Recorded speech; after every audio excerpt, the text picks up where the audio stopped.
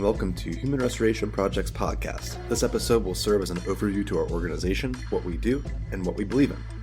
I'm going to do this semi-unscripted, and I'm going to really dive deep into detailed thoughts on progressive education. If you've been following us for a while, much of this will sound familiar, and if you're new, welcome, this will certainly catch you up.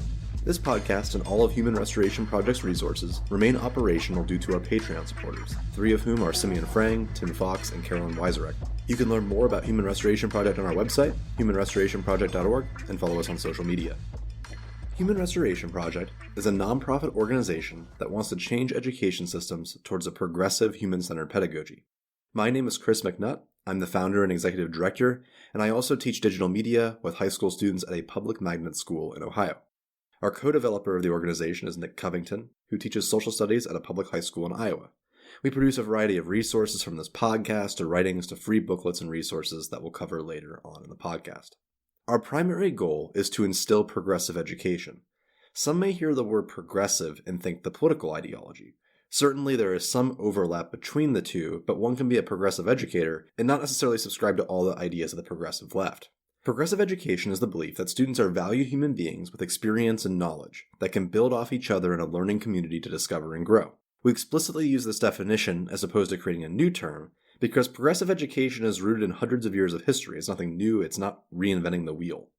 You've probably heard of some of the most influential progressive educators. John Dewey wrote on the importance of experiential learning or learning by doing, and how students learn best when actively doing things that have value to them. Or Maria Montessori, who saw that students learn best in developmentally appropriate ways by exploring the world around them by playing and experimenting, not locked in age-restricted grade levels or in standardized rote-based learning. Or maybe Paulo Freire, the developer of the theory of critical pedagogy, which outlines the sharing of power with students to ensure that they are equipped with the skills to not be dominated and engineered by those in power. And there are many more. We've taken each facet of progressive education, as we see it, and incorporated them into 20 systems that we believe need to change. Before I talk about those, I want to recognize that the word system is very important. It's about systems, not about strategies. Often when we get involved in professional development and do workshops, and even when we're trained to be teachers, we are bombarded with teaching strategies like KWL charts, 10 for 10s, or step-by-step processes on how to do project-based learning. Not only are these initiatives rarely effective at changing much about our practice, they are simultaneously tied to financial incentives for the creator. As such, professional development companies and authors have an incentive to reinvent the wheel and push PDs with words like game-changing or the one tool you'll need, without doing much to analyze the actual thing that it is that we're doing, as in the system that we're working in. These teaching strategy books, such as Teach Like a Champion, are widely used by educators in teaching training programs. Yet we're paying very little attention to the systems that these strategies prop up. At many points, we're afraid to analyze these systems because it's what we're used to or even what we excelled in. Many of us tended to do well academically. The problem is, of course, that much of education hasn't changed much over the years. School is still school, and there's a growing call to improve education systems, sadly mostly by looking at ways to improve said system, and the world is increasingly in disarray. I won't spend a lot of time dissecting all the issues in the world. I think many of you listening know all these things that are going on. But in the show notes, you'll find articles specifically pertaining to anxiety, depression, and the various problems in the world that continue to grow for children, adolescents, and young adults. Now, we need to talk about the systems that need changing, those that are rooted in progressive education. We've outlined 20 of these, and there may be more. But you'll soon find that when we talk about implementing one of them, the others do follow suit. You can't have one idea without the other. It's a natural progression that we're talking about if we're talking about valuing young people and their place in the classroom. All the statements that I'm about to make are backed by substantial research, and I'll link to that as well. First, learning is rooted in purpose finding and community relevance. Schools need to recognize purpose finding in schools. Young people are disenchanted, they're disillusioned, and many of them are very apathetic to the world around them. Although there are plenty of teachers working to inspire young people around the world, the current education system works against teachers who go beyond the curriculum to cater to student interests. Students are typically bored at school. We need to intentionally focus on helping students find their calling through reflection, one-on-one experience building, and exposure to a variety of cool things that interest them, beyond the 4 standard subjects that are typically offered. And with that, students learn experientially, as in through active learning by doing things based on their interests. They're more motivated, and it's fairly obvious. It's a lot more engaging to build something than to do worksheets and tests and everything that goes with that. Note that when I say building something, some people automatically assume construction or something along those lines. But learning experientially could be reading or writing, or maybe even test taking.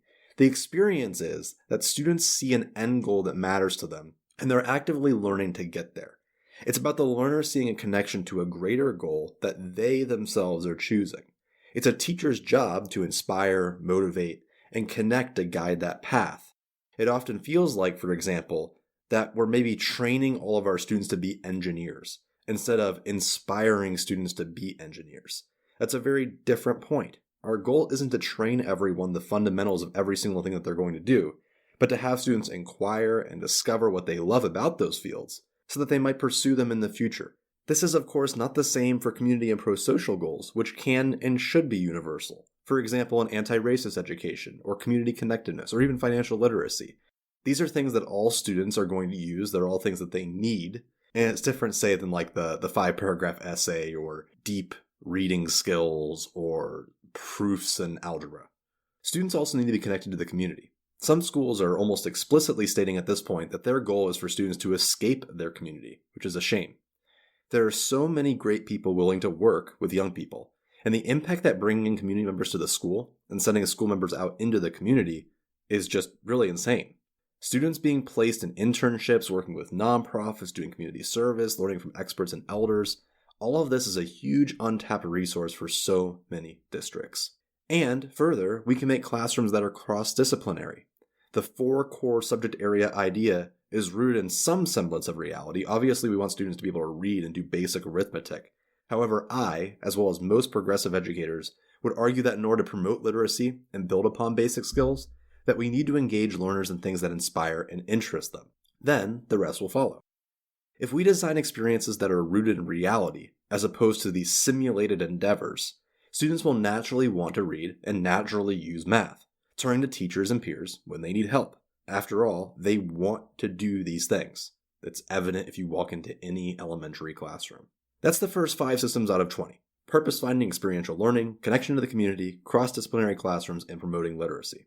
As a brief side note, I think it's important to recognize that the mindset of progressive education through all of this is that human beings are naturally good, caring individuals who will help each other. If someone believes that without being controlled, students are naturally not going to learn anything and just the world will descend into chaos, it's pretty obvious that none of what I'm saying is going to connect.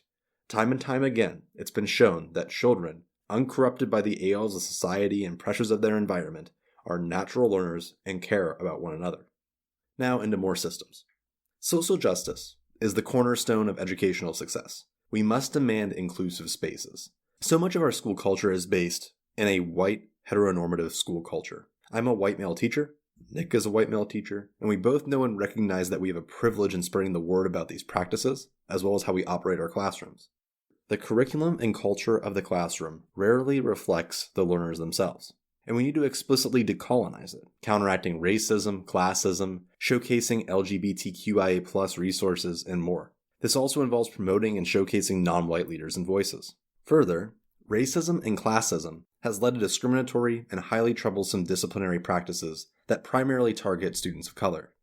The way that schools participate in the carceral network, the connection between prisons, society, and people of color and/or the poor, must be remedied if we have any care for establishing an equitable society. The use of restorative justice, ending the carceral network, and promoting community-focused, love-based solutions to problems should be implemented at every school. These practices can be taken at a non-administrative level within classrooms. And with that comes supporting student voices. We need to ensure that there is a platform for students to share power in the classroom. We can't just pretend to hear students and then continue to ignore their suggestions. Students themselves do not have the choice to come to school. And learning shouldn't be an authoritative act. We need to co-create that space with them.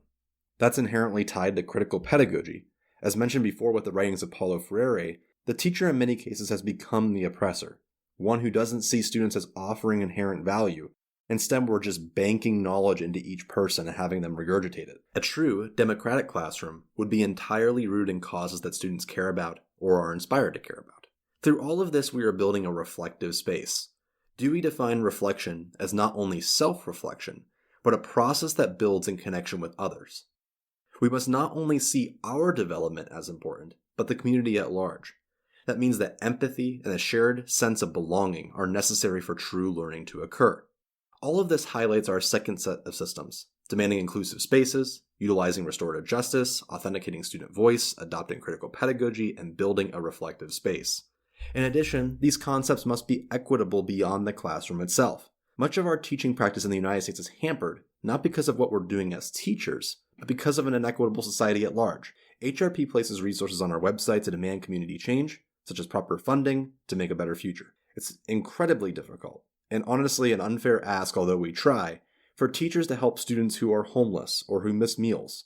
And so many of our students are in this position, and they need our help.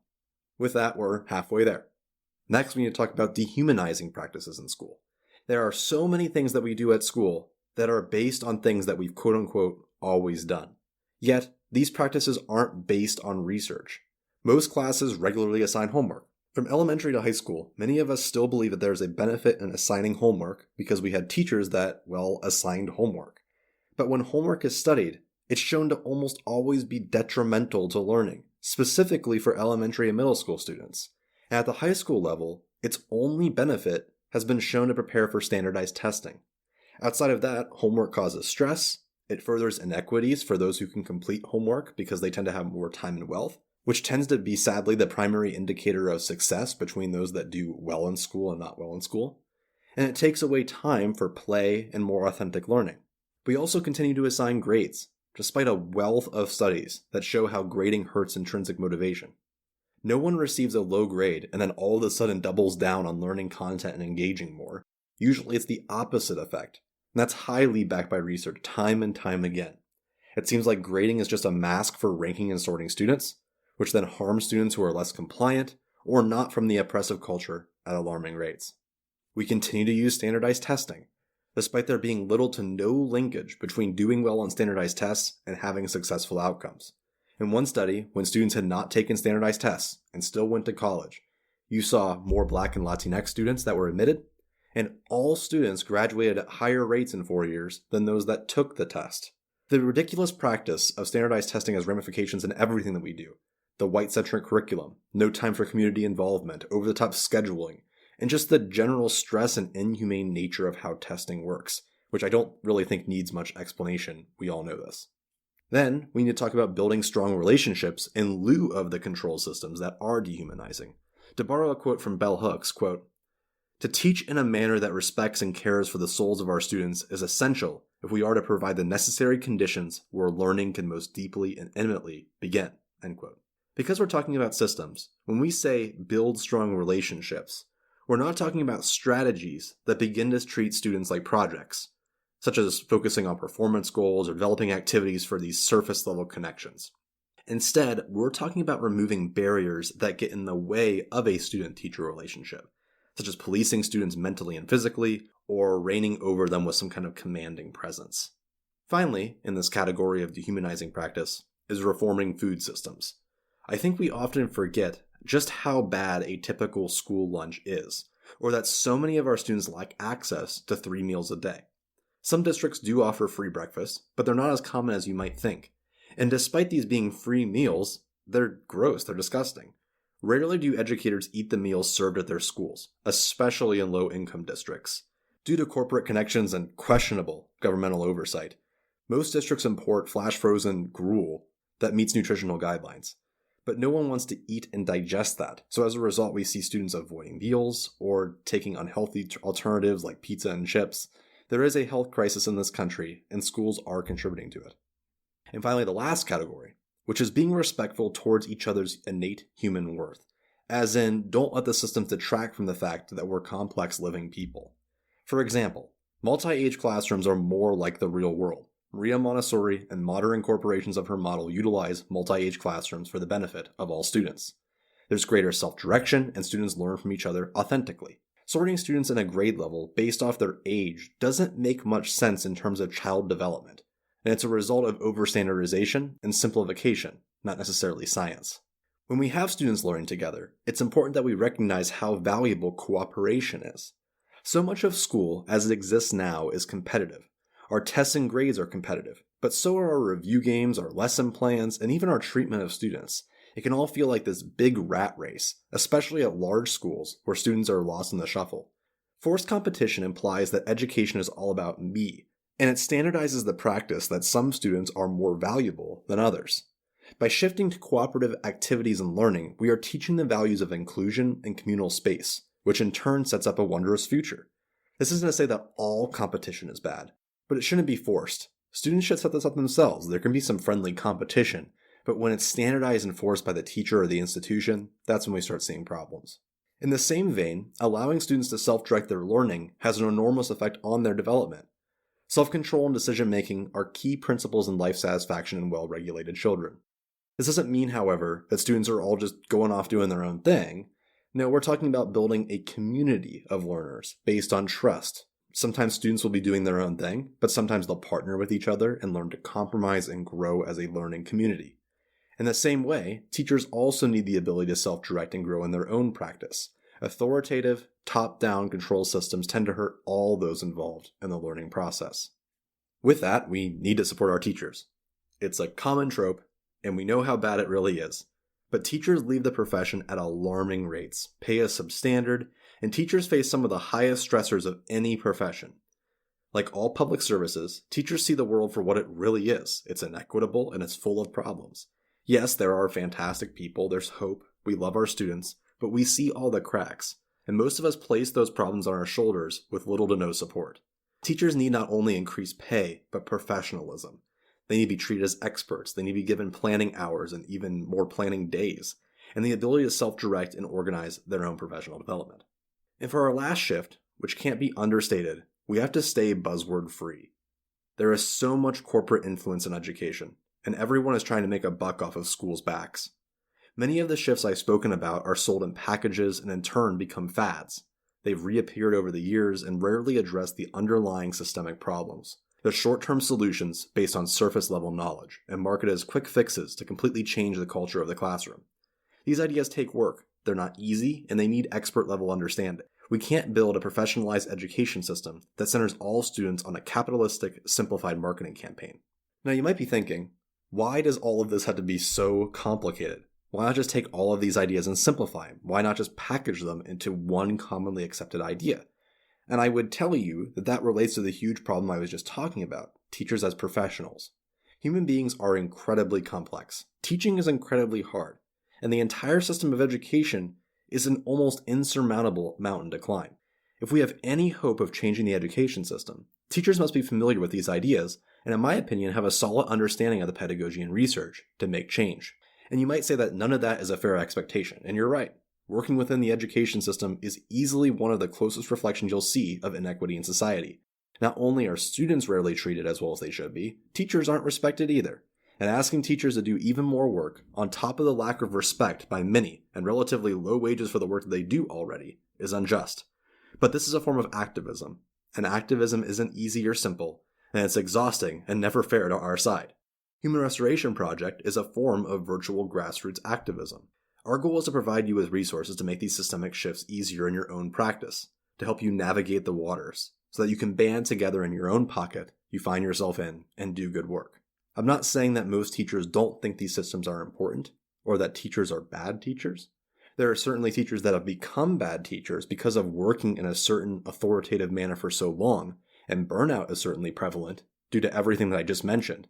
In my view, once these systems change for the better and become more progressive, many teachers who may not enact the extra work of changing the status quo will adopt to the new revolutionized status quo. As in, those who worked within the systemic confines before will easily adapt to a more human-centered system afterwards. I don't blame teachers for working in the way that they do. None of this is about blame. These systems are a result of centuries of racism, sexism, and classism, as well as just simple convenience for organization. All of us work within these confines, and most progressive educators aren't model teachers. I can't claim that I utilize all of these systems within my own classroom, but I know and recognize that these changes need to exist, and I use whatever methods I can to continually move the needle towards progressive education.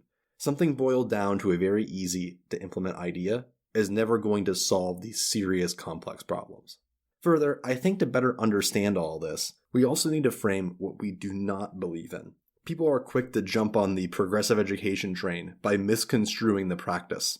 Sometimes concepts are best defined by what they aren't. So here's a very short list of some concrete examples. We are diametrically opposed to Teach Like a Champion and other high accountability systems, quote unquote, that control students' physical and mental states. I think that kind of goes without saying. We are opposed to any publishing or marketing of progressive ideas that do not take any steps to redefine the system itself, as in making games and activities that make the system better or more fun for sure, but they aren't taking any steps to actually question that system and change and flip it on its head. For example, Teach Like a Pirate. Although I don't believe that all educators using this system are bad teachers, there are certainly those who are using these methods to soften the blow, rather than questioning why we're punching to begin with. I'm also highly concerned that these publishing companies rarely support their work through research and are mostly showcasing the voices of white males. We are opposed to systems based on aesthetics and what I would call this wonder-based education, such as Instagram teachers who do room transformations and capture the awe of their students. I'm not saying that's a bad thing to do. I'm sure it's really cool. But like I just said, if we're basing our pedagogy on making the classroom look cool and not addressing the systemic problem, then we have a problem. We are against parties that are advocating for the abolishment of public education. Although we do support unschooling, homeschooling, school alternatives, as long as it's the student's choice to make those decisions, there is a place for this majority public education system that supports humanized practice. Education as a social good is a given. And finally, we are opposed to systems that benefit only those with wealth or white students. Progressive education has legitimately been given a bad name because the rich do prefer these methods. Independent schools are overwhelmingly white and demand high tuitions.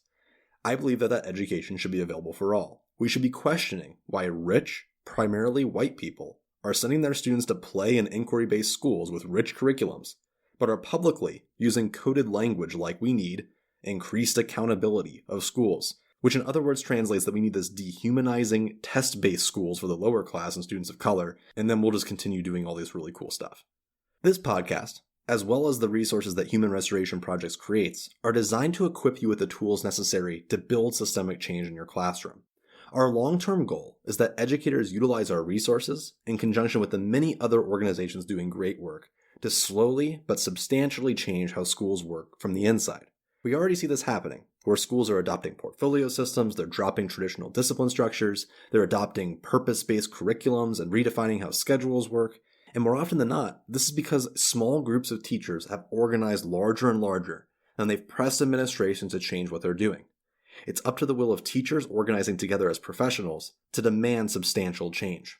What we produce, from sparking dialogue and conversation with experts, to supplying professional development coursework, to giving you free resources, is to help you navigate a progressive framework that recognizes what you do is backed by expert research. It isn't just a good feeling to treat students like humans, it is scientifically sound. There isn't just one way to do this right. In fact, progressive pedagogy is centered on the community and the specific unique learners in your room each year. The way that we think about rightness is by recognizing what issues exist and then using a progressive pedagogy to solve them. All of our resources are Creative Commons share alike. You can build off them and modify them. They're all free. You can share what you create based off of our resources as long as it's free as well. We don't require you to submit any personal information, and all of our financial data is posted on Patreon every month. We believe in open resources and the open, transparent sharing of information. I highly encourage you to check out our research on our website, as well as our recommended book list to dive further into what progressive education is and how much evidence we have to make these changes. You can download our primer and our handbooks to see real-life examples of progressive education in action.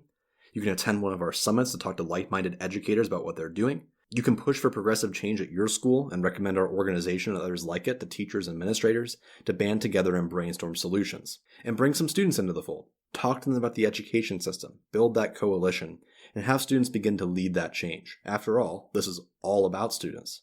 If you ever have any questions about what we do at HRP, feel free to email me. It's chris@humanrestorationproject.org. I'd love to answer your questions or just talk to you, and I look forward to it. So let's continue to restore humanity together.